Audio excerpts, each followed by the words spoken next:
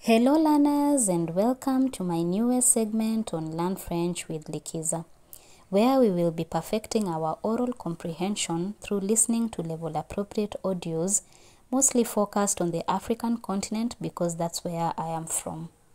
In today's segment, appropriate for B1 level, we are going to learn why plantains are so much loved in the African continent and the various ways in which they are prepared. So make yourself comfortable, put on your earphones or your headphones and let's dive in. On pense que les plantains sont originaires du sud-est de l'Asie. Dans cette région, il existe deux variétés, à savoir le plantain corne et le plantain français. Le plantain français est cultivé en Indonésie et dans les îles du Pacifique.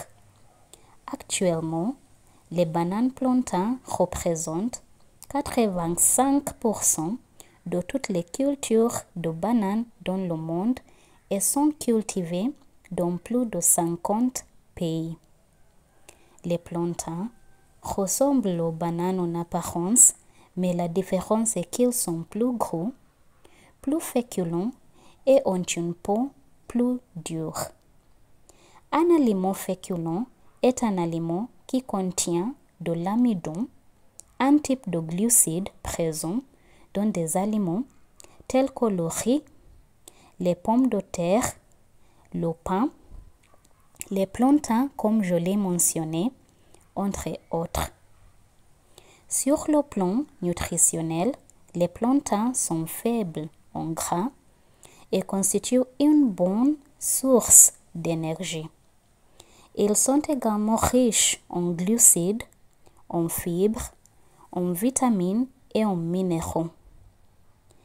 Il existe deux types de plantains.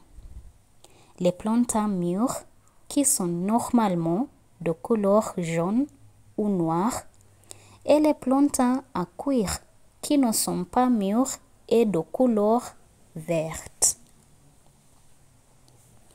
Les plantains ont une saveur similaire à celle des bananes, mais la différence réside dans le fait qu'ils sont moins sucrés et ont un goût plus féculent et savoureux. En Afrique, les plantains constituent un aliment de base dans de nombreux pays. Un aliment de base est l'aliment dominant consommé par une population et apparaît donc régulièrement dans les plats locaux. Staple food en anglais. Les Africains préparent les plantains de diverses manières. Le plat peut être frit, grillé, bouilli, cuit au four, écrasé, séché, transformé en bouillie ou en bière et également transformé en farine par broyage. Le broyage consiste à réduire quelque chose, généralement en l'écrasant d'une taille plus grande en particules plus petites. En Ouganda, le matoke est un plat de base composé de plantains cuits dans un ragoût de viande, de légumes et d'épices. Il est également consommé au Kenya et dans la communauté Embu, il est connu sous le nom de mosoi. En RDC, le chikwangoué est un plat sucré composé de plantains bouillis qui est ensuite servi avec du sucre et du lait. Mais la région la plus polyvalente en matière de plats à base de plantains est peut-être l'Afrique de l'Ouest. Polyvalente signifie avoir une multitude d'utilisations.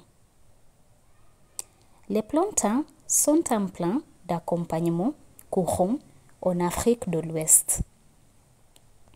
Au Nigeria, la banane plantain frite s'appelle dodo. Au Ghana, elle s'appelle kelewele.